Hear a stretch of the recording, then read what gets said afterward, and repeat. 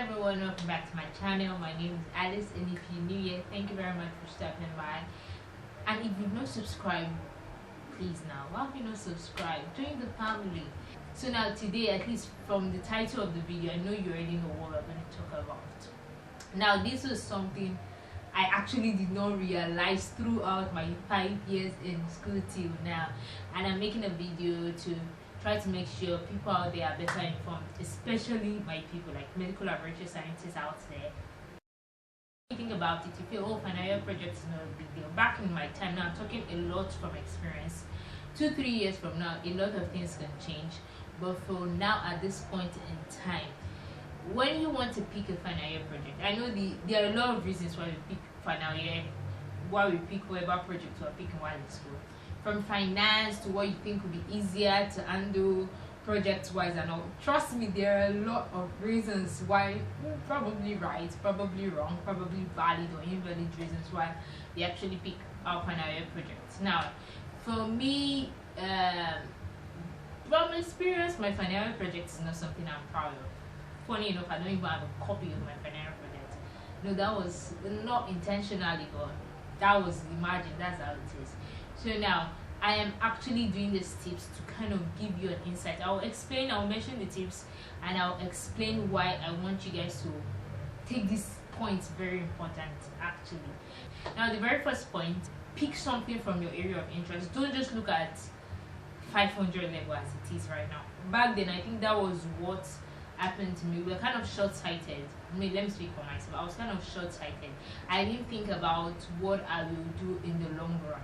Now, for those who don't know, so my specialty is medical microbiology, and medical microbiology, as we all know, is very broad. There's bacteriology, there's virology, there's mycology. Now, this is sketching. It says that a lot of people, maybe at 500 level, you don't yet know what will interest you in the long run, but I think sometimes largely we have an idea. What I did for my final year project was kind of majorly bacteriology, it was bacteriology, okay, strictly bacteriology, but that was not my interest.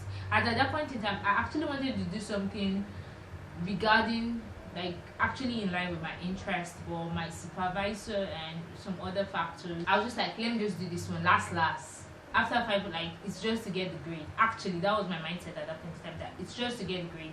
After the 500 level, who project help again? That was my thought. Okay, yes, I knew people could publish projects, but it wasn't because the project topic was not something that really interested me. It was just make I just do this one. Basically, that was how it was for me, and it wasn't something that aligned in my research interest. And trust me, I don't say I am reaping the benefit, I am reaping the fruit of my decision, but something close to that. So now it's always good, if you're going to pick a project topic, look at what you'll be interested in the long run. If you're in chemical pathology, what's your area of interest? What do you think after school you're going to want to work in? When you're picking a project topic, always try to pick a project topic that aligns with your area of interest.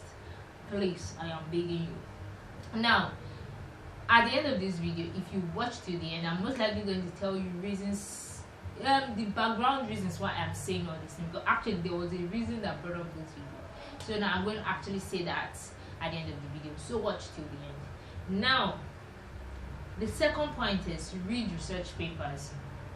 Yes, see, that thing is work, trust me. In your 500, in fact, when preparing for seminar, reading research papers is tough, or you might think it's tough. And the first time when you read it, it might look tough, but please trust me, you read research papers, look at what people have researched on, what are the outcomes. Like now, for example, now I'm still going to use my own experience. My project topic, for example, the project I worked on was the antimicrobial effect of selected microorganisms against the skin microbial community. But trust me, my conclusion went against what I was saying, but God just saved me. And so I looked at the research. Basically what I did was I did not read research papers thoroughly, so I didn't know exactly what's meant to be the outcome. I had an idea, but I didn't actually read numerous or multiple research papers on those topics. And I'm very sure if I had read multiple research papers on those topics, I would probably have known, I would have not made the error I made. Basically, I would have known that, okay, at this point my conclusion was not actually going in line with what I was researching. but I didn't do that. The only point where I picked research papers was at the points where I needed to make my chapter 1 to chapter 3, and also then at the point where I was kind of making my results. I just, okay, this is how they presented their result, this is their result, to be sure my result was not totally off. But even when it came to the conclusion, I actually did not research on, I didn't read major research articles. Basically, I didn't look at research articles holistically. Like, I should pick multiple. I just picked one and like, okay, this is what this person said, and I just went along with the flow. So please, when you're picking before you even start the process, read research articles on that topic you're picking. See, there's almost no topic, there will always be something similar that has been done on that. And so read those research topic, know what the expected outcome is, and if that is what you're actually hoping to come out at the end of your result, or if that's the outcome you're expecting at the end of your project topic, basically. Now, my number 3 point, search. Okay, this should actually be my number 2, but I'm still just going to wing it. My number 3 point is search for trending research in your area of interest. Like, now you're talking about, okay, I'm still going to use my specialty. You're talking about working, your area of interest is virology, for example. Search what are the trending research topic, what are the, maybe in year 2020, year 2021, what are the things that have been done on virology, what has been the bulk of research, where has the bulk of research work? Because trust me, in research there is always a trend. It's not, research works are not always scattered. For example, at a point in time, like at this period now, there's a lot of volume of research going into cancer, virology, and all that. Now, I'm not saying that there are no other research areas that are actually going on, but the bulk of most professors you will see the work they are working on is towards virology, maybe getting antiviral drugs, getting cancer treatment. That is actually where the bulk of research is now, right? So look at the trending topics in your area of interest. If you're in chemical pathology, okay, what is the trending topic? What are people researching now in chemical pathology? Always try to know how. Now, I know that saying this now, I'm not saying you should pick trending topics, because if you're in 500 level now, you're picking things like invention of antiviral something, especially if you're in Nigeria, you might not have all the facilities to actually run that project. But picking something even as basic as it may be, something in line with that thing, something, it could be like the basic level of that thing, because most of all this iTop research, they will have things to do with PCR, 16 RNA sequencing, genome sequencing. So you might not actually be able to do that at an undergrad level, but pick something in line, something very basic and in line with that. Not that you are picking your research interest is Z, you are picking A. The gap is much, basically. So my number 4 point is use recent framework and methodologies. Now, methodologies in the sense that use recent. For example, if you're doing a project now, don't go and use the olden methodologies of 1998 studies. We'll try to look if there is a more recent methodology that is being used to actually achieve the certain things. Maybe antimicrobial susceptibility. Now, there is probably a new method, and maybe there's a new method people are using, and then you are still using Dick's well diffusion. Now, those are old methods, don't get me wrong, they will always be the foundation, but always try to use recent methodologies within your reach, recent methodologies you can actually lay your hands on instruments to work with. Not that you are choosing 16 sRNA and your school does not even, you don't even know where a PCR lab is, or basically, but always try to find out you're using recent framework and recent methodologies. Now, my very last point is try to publish your paper. Now, this thing was, for me, it wasn't a big deal when I had, I felt like, some people publish their papers, some people do not publish their papers.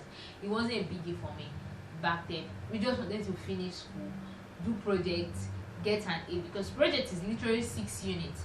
Yeah, like, let me just do this project, get an A, and just leave the school. But we actually did not look at how feasible your research paper. Please trust me, being able to publish your project is like a feather added to your cap, if I may use that word. So it is very important. If you're doing a project, ask yourself, can I publish this thing? Can I publish it? And if you're going to publish, you know, whatever project you're going to be doing has to be top notch. Like if you're going to be able to publish a project, so whatever project, I feel if you're doing a project, if you cannot publish it, think twice. Basically, if you're doing a project and you cannot publish it, think twice. Think twice, my sister. Think twice, my brother.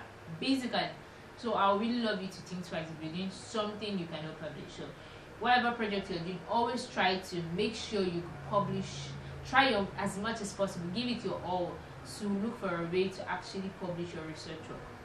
Now, those are my 5 points. I may still come here subsequently to actually talk about project stuff, because I wish I had actually researched about this. Like when I was doing my final year project, I think I was just looking for basically the wrong reasons to the wrong topics for the wrong reasons, basically.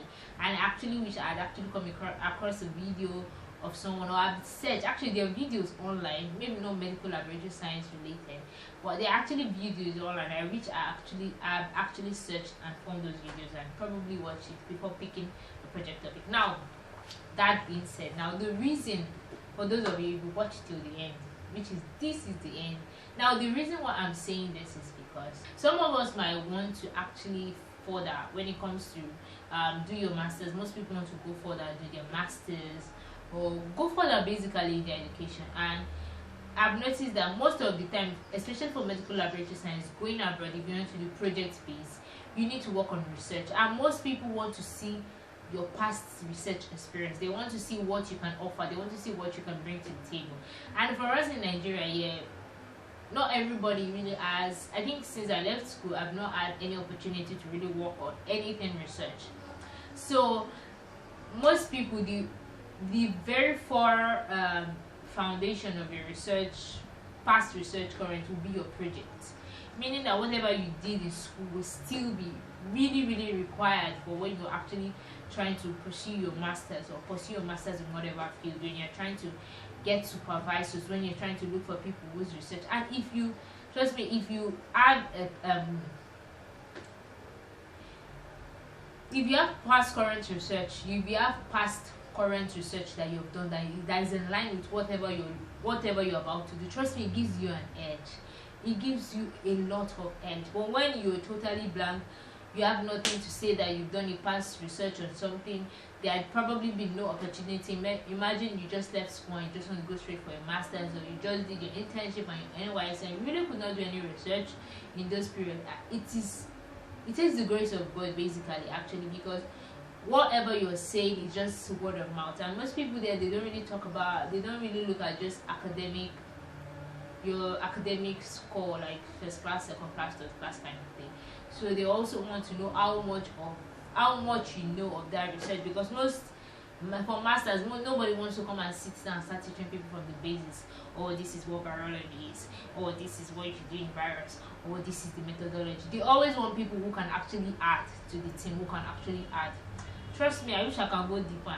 I will still go deeper, but this video of why is still cooking. It's still actually cooking in the oven. But please, if you're choosing your final year project topic, please, for the love of God, research well.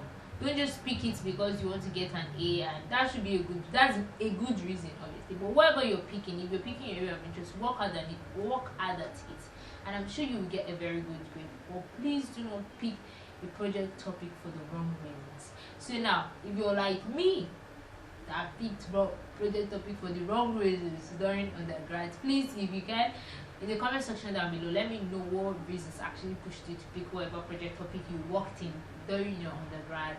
And yeah, basically that's gonna be it. Thank you very much for watching. Please do not forget to subscribe, tell your friends, share to your medical laboratory science friends, and yes, let's build a community of scientists, of awesome, successful, mind-blowing, great, all the good words scientists. Yes.